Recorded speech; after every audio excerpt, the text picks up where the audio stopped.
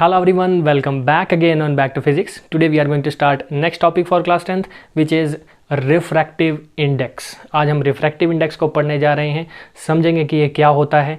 इससे रिलेटेड बहुत ही ज़्यादा न्यूमेरिकल और कंसेप्चुअल न्यूमेरिकल पूछे जाते हैं पेपर में, सो इसको अच्छे से समझेंगे। रिफ्रैक्टिव इंडेक्स जो है उसको सिंबल से डिनोट करते हैं म्यू से, समटाइम्स एन से भी कर देते हैं, ठीक है। It is denoted by symbol mu से इसको डिनोट करते हैं। ये म्यू होता है, म्यू, ठीक है, दिस इज़ म्यू। कुछ बुक्स के अंदर इसको एन से भी डिनोट करते हैं, तो ऐसा कोई कन्फ्यूज़न नहीं है। ये कांस्टेंट है, चाहे एन से कर लो चाहे म्यू से कर लो, कोई फ़र्क नहीं पड़ता, कांस्टेंट वैल्यू है। दूसरी चीज़, इसकी जो है कोई यूनिट नहीं होती, it is unitless, has no unit, कोई इसकी यूनिट नहीं होती है, ठीक है। ये दो चीज़ें हमने समझ के चलनी है पहले ही, ओके। कैसे नहीं होती ये भी समझाएंगे अभी कि यूनिट कैसे नहीं होती। रिफ्रैक्टिव इंडेक्स को समझने के लिए हमने रिफ्रैक्टिव इंडेक्स को 3 पार्ट्स में डिवाइड कर दिया है, क्योंकि रिफ्रैक्टिव इंडेक्स सिर्फ एक अकेला कंसेप्ट नहीं है, इससे जुड़े हुए और भी कंसेप्ट हैं। सबसे पहले तो इसका बेसिक फॉर्मूला, बेसिक जो नॉलेज है इसकी वही आएगी कि रिफ्रैक्टिव इंडेक्स जो है वो होता क्या है। सबसे पहला रिफ्रैक्टिव इंडेक्स म्यू, ठीक है, हम लिखेंगे रिफ्रैक्टिव इंडेक्स म्यू की सिंपल डेफिनेशन कि क्या होती है। रिफ्रैक्टिव इंडेक्स जो होता है हमारे पास, that is equal to speed of light, किससे रिप्रेजेंट करते हैं, म्यू से, ठीक है, म्यू से रिप्रेजेंट कर रहे हैं। This is equal to speed of light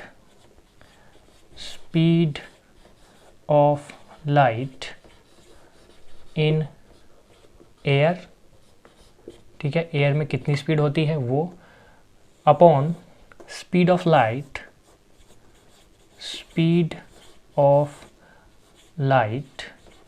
in medium में कितनी होती है, ठीक है। दोनों की रेशो जो है वो हमें बता देगी कि ये रिफ्रैक्टिव इंडेक्स क्या है हमारे पास, सबसे पहली चीज़, ठीक है। दूसरी चीज़ की तरफ अगर बढ़ें, रिफ्रैक्टिव इंडेक्स एक ऐसी चीज़ है जो हमें किसी मटेरियल की नॉलेज देती है, ठीक है। It tells us about some material, gives knowledge about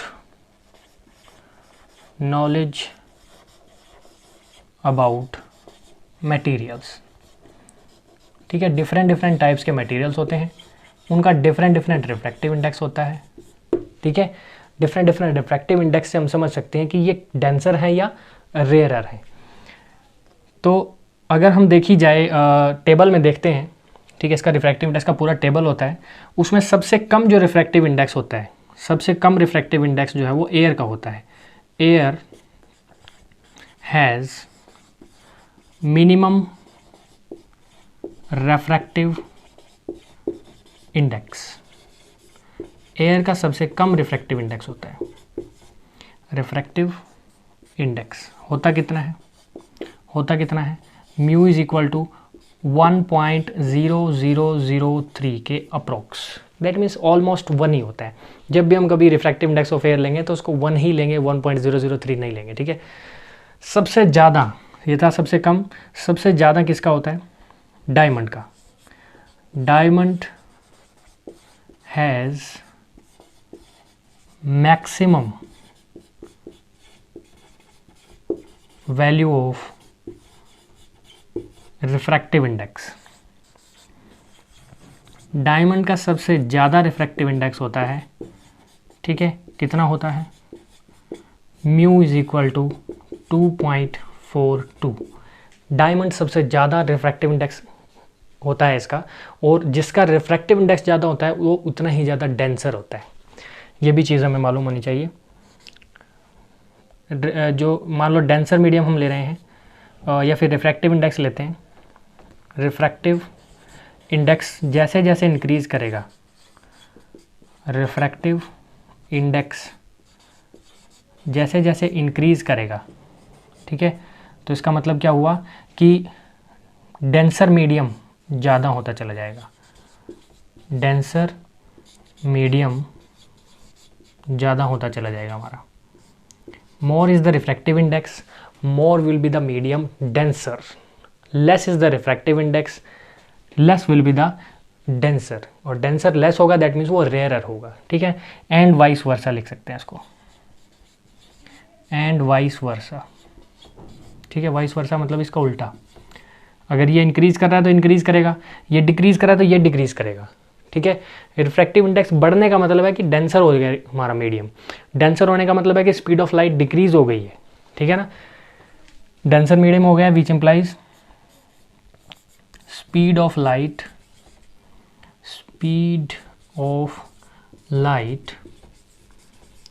decrease करेगी, स्पीड ऑफ लाइट डिक्रीजेस, किसमें, डेंसर मीडियम में। जितना ज़्यादा हमारा रेयर मीडियम बढ़ता चला जाएगा उतनी स्पीड ऑफ लाइट इंक्रीज करती चली जाएगी। इसी को हम लिख देते हैं एंड वाइस वर्सा, यानी इसका बिल्कुल उल्टा, ठीक है। रिफ्रैक्टिव इंडेक्स के बारे में कुछ बेसिक सी नॉलेज। सबसे पहले इसका हमने फॉर्मूला पढ़ा। अच्छा, फॉर्मूले में देखिए speed of light in air है, speed of light in medium है। स्पीड क्या होती है, स्पीड की यूनिट क्या होती है, मीटर पर सेकंड, मीटर पर सेकंड होगी। स्पीड ऑफ लाइट ये भी है, ये भी मीटर पर सेकंड होगी।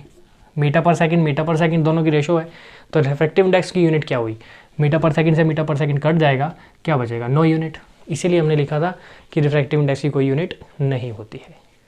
दूसरे कंसेप्ट की तरफ बढ़ते हैं, इसी में हमारे पास समटाइम्स ये पूछ लिया जाता है कि एब्सोल्यूट रिफ्रैक्टिव इंडेक्स क्या है।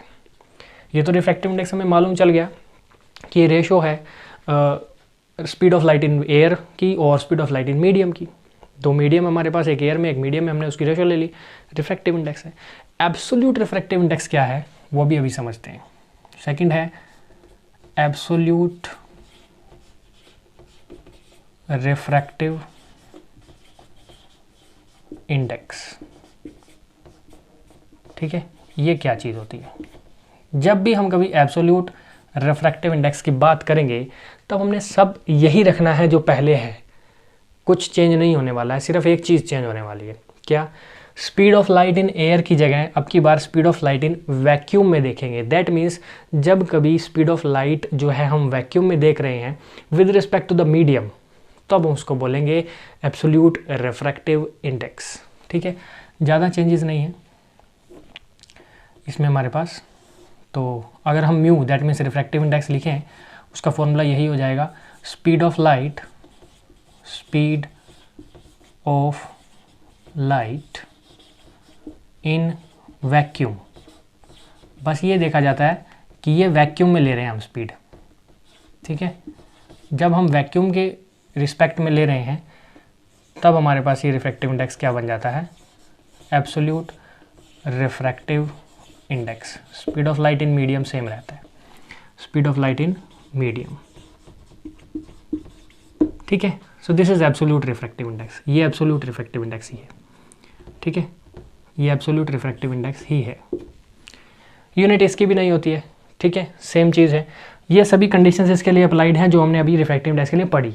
सेम, डेंसर मीडियम बढ़ेगा तो रिफ्रैक्टिव इंडेक्स बढ़ेगा, या रिफ्रैक्टिव इंडेक्स इंक्रीज होगा तो मोर डेंसर होगा मीडियम, डेंसर ज़्यादा होगा तो स्पीड कम होगी लाइट की, ठीक है।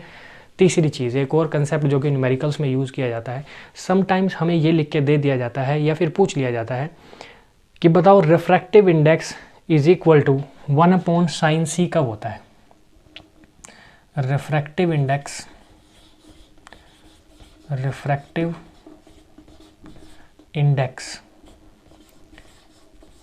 That means mu is equal to 1/sin c। ये क्या चीज़ होती है, ये क्या चीज़ आ गई यहाँ पर, ठीक है।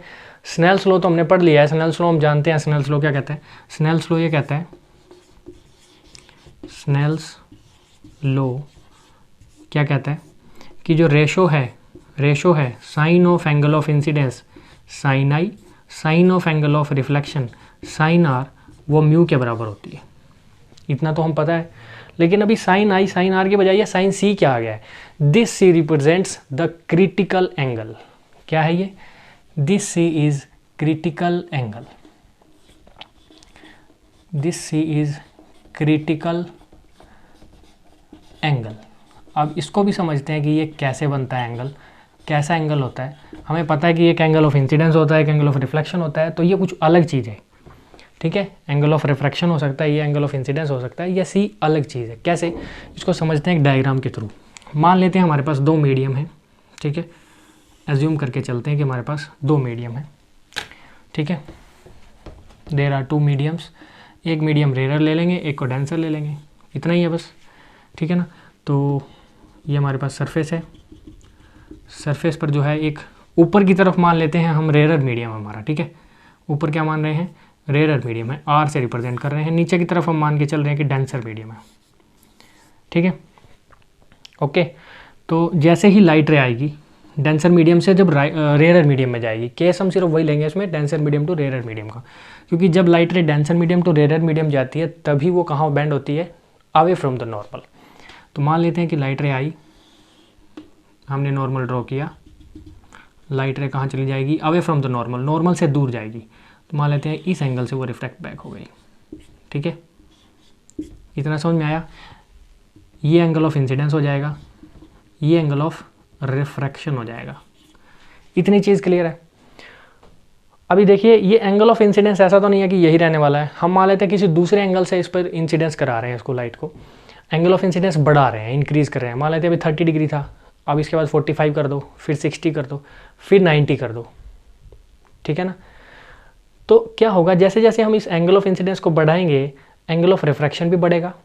दूसरे केस में देख लीजिए, मान लेते हैं अभी ये 30 डिग्री था, ठीक है, मान लेते हैं अभी 30 डिग्री था, 60 डिग्री का एग्जांपल ले लेते हैं, ठीक है, इसी में ड्रॉ कर देते हैं हम 60 डिग्री के लिए भी। 60 डिग्री के लिए क्या होगा, ये लाइट रे और ज़्यादा बेंड हो जाएगी। मान लेते हैं ये हमारे पास रेयर था, ये हमारे पास डेंसर था, अब की बार क्या है, हमने एंगल बढ़ा दिया, एंगल बढ़ा दिया दैट मीन्स ऐसे। तो जैसे जैसे हम एंगल बढ़ाते चले जाएंगे ये एंगल ऑफ इंसिडेंस बढ़ गया, दैट मीन्स ये एंगल ऑफ रिफ्रैक्शन भी बढ़ जाएगा, ठीक है, this is angle of refraction. तो एक कंडीशन ऐसी आएगी कि जब हम एंगल ऑफ इंसिडेंस इतना बढ़ा दें, एंगल ऑफ इंसिडेंस इतना बढ़ा दें कि जो एंगल ऑफ रिफ्रैक्शन है वो कितना हो जाए, 90 डिग्री हो जाए, कितना हो जाए, 90 डिग्री हो जाए, तब हम कह सकते हैं कि जो ये एंगल बना है वो क्रिटिकल एंगल बना है। क्या बना है, क्रिटिकल एंगल बना है, और वो डायग्राम हम बना रहे हैं उसके लिए। This is a surface,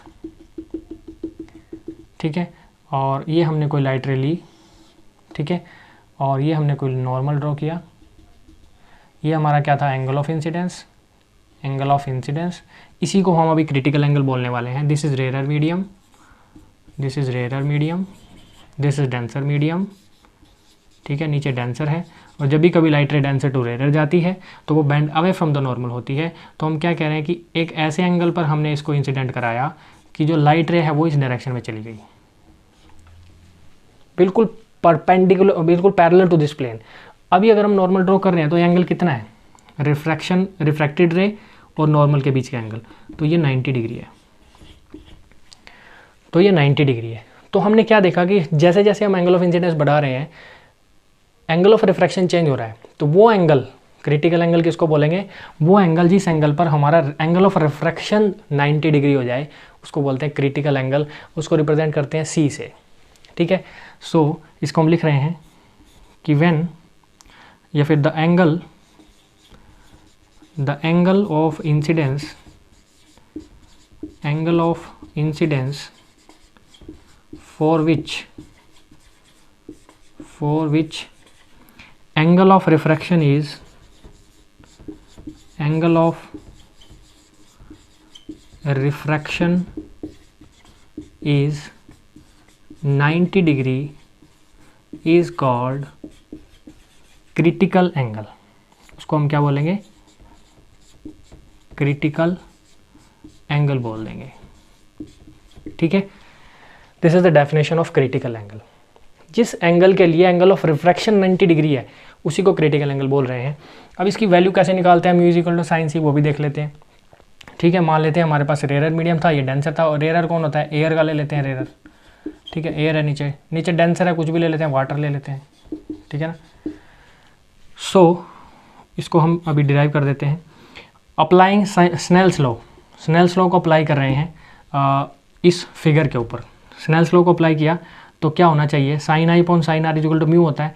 that means अब ये एक्चुअल में होता क्या है, sine i upon sine r, ये म्यू क्योंकि दो मीडियम है तो म्यू 1 अपॉन म्यू 2 होता है, μ1 अपॉन μ2 भी ले सकते हैं, क्योंकि इसको 2 मीडियम है और एक्चुअल में ये म्यू ही होता है। ठीक है, सो अगर हम इसको देखें कि सबसे पहले denser medium to rare medium जा रही है, तो इसका हम मान लेते हैं रिफ्रैक्टिव इंडेक्स जो है वो म्यू है, μ1 ले लेते हैं, इसका हम रिफ्रैक्टिव इंडेक्स ले लेते हैं μ2। ठीक है ना। सो अप्लाइंग स्नेल्स लॉ के according rare denser to rare जा रही है, तो μ2 into sine I angle of incidence is equal to कितना हो जाएगा, μ1 इंटू साइन आर। ठीक है, और sine r angle of refraction इसके लिए क्या है, 90 डिग्री है। सो μ2 इंटू साइन आई कितना है, आई वो एंगल है जिस एंगल के लिए एंगल ऑफ रिफ्रैक्शन 90 डिग्री है, तो आई को हम सी ले सकते हैं, क्रिटिकल एंगल है ये, इज इक्वल टू μ1 एयर है, एयर का रिफ्रैक्टिव इंडेक्स हमने कहा था कि 1 लेते हैं, मिनिमम होता है एयर का रिफ्रैक्टिव इंडेक्स 1.003, हमने 1 लिया है, 1 इंटू साइन आर। ठीक है, 1 इंटू साइन आर। अब आर कितना है, आर 90 डिग्री है, एंगल ऑफ रिफ्रैक्शन 90 डिग्री है ना, साइन 90 कितना होता है 1। So μ2 into sine C is equal to 1। तो यहाँ से क्या आ गया कि ये जो हमारे पास μ2 आ गया, this is equal to 1 upon sine C हम लिख सकते हैं, या फिर आप कहो कि mu is equal to 1 upon sine C हम लिख सकते हैं। ठीक है, तो कभी भी हम रिफ्रैक्टिव इंडेक्स को ऐसे लेकर लिखना चाहेंगे तो लिख सकते हैं। ठीक है, μ2 हमारे पास आया, μ1 या μ2 किसी के लिए भी रिस्पेक्ट में लिख सकते हैं हम। That means refractive index is ratio of 1 upon sine C. So ये था हमारे पास रिफ्रैक्टिव इंडेक्स के बारे में कुछ नॉलेज जो कि हमें पता होनी चाहिए कि रिफ्रैक्टिव इंडेक्स होता क्या है, यूनिट नहीं होती है इसकी, एब्सोल्यूट रिफ्रैक्टिव इंडेक्स क्या है, और 1 अपॉन साइन सी इसको कैसे लिखते हैं, क्रिटिकल एंगल क्या होता है। ठीक है, इसके कुछ न्यूमेरिकल्स को सोल्व करते हैं ताकि और ज़्यादा हमारी जो इसकी समझ है और बढ़ जाए।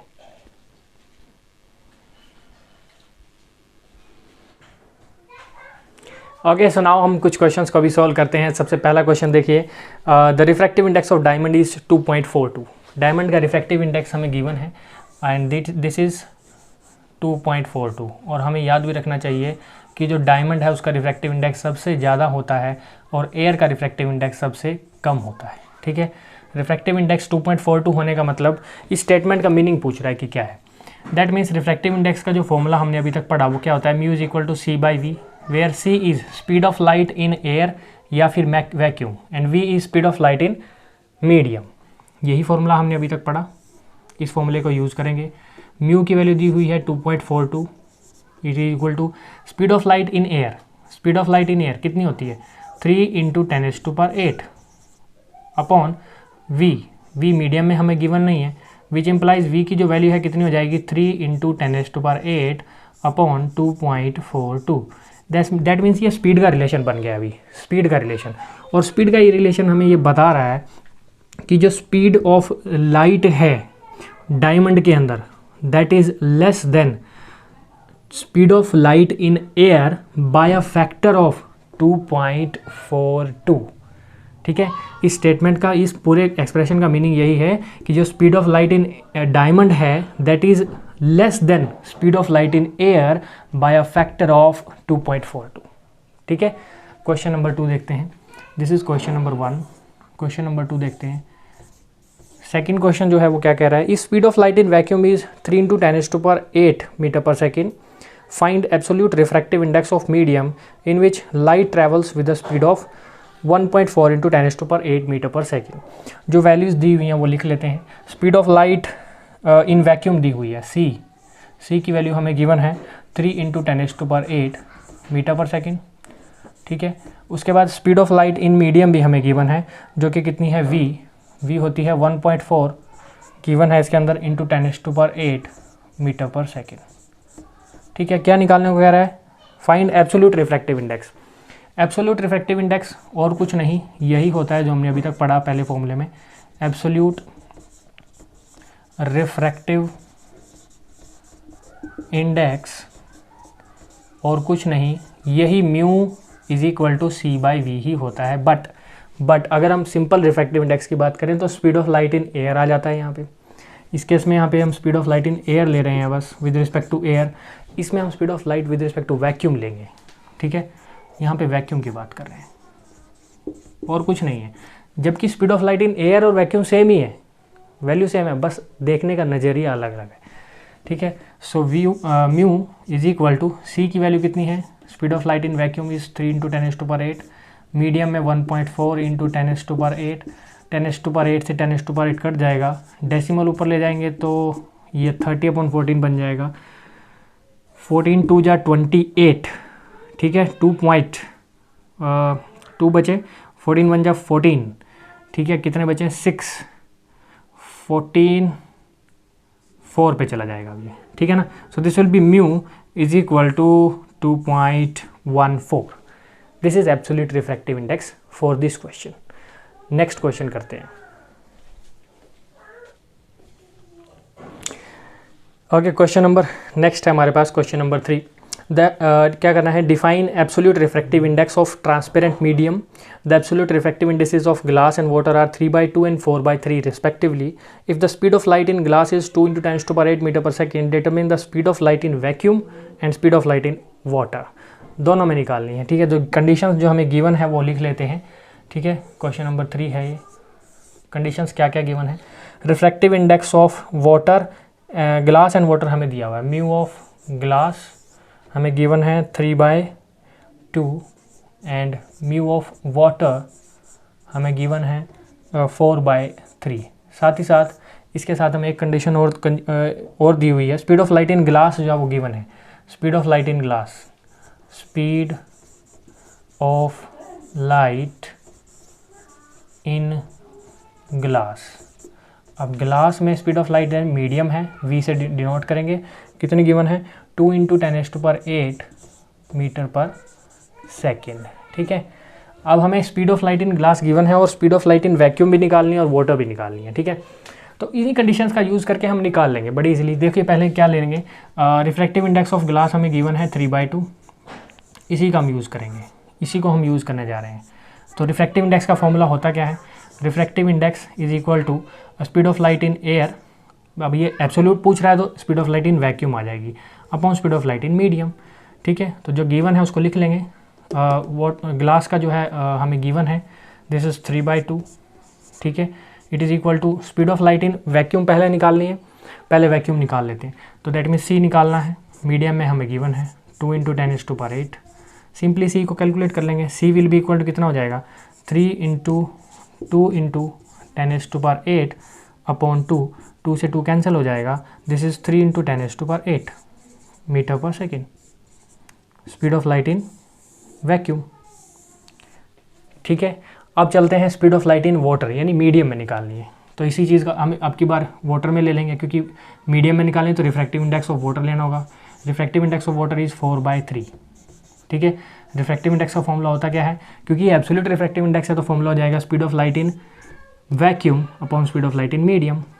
वाटर में कितनी गिवन है, this is 4/3, it is equal to speed of light in, इसमें निकालनी है हमें मीडियम के अंदर, तो स्पीड ऑफ लाइट इन जो है वैक्यूम कितनी आई है 3 × 10⁸ आई है, अपॉन v आ जाएगी speed of light in water. तो v को निकाल लेंगे, v will be equal to कितना हो जाएगा, this will be equal to 3 × 10⁸ upon, और ये 3 भी ऊपर चला जाएगा, इंटू 3 अपॉन 4, ठीक है। That means v is equal to 3 × 3 9 हो जाएगा, 9 × 10⁸ अपॉन 4, 9/4 को डिवाइड कर देंगे, so this will be v which implies v is equal to 4 2 जा 8, 2.1 बचा, 4 2 जा फिर 8, 4 5 जा 20, ठीक है। 2.25 × 10⁸ metre per second is the speed of light in water, ठीक है। ये दोनों हमने कैलकुलेट कर दिए, दोनों ही पूछे थे, दोनों की वैल्यू को इजीली कैलकुलेट कर दिया।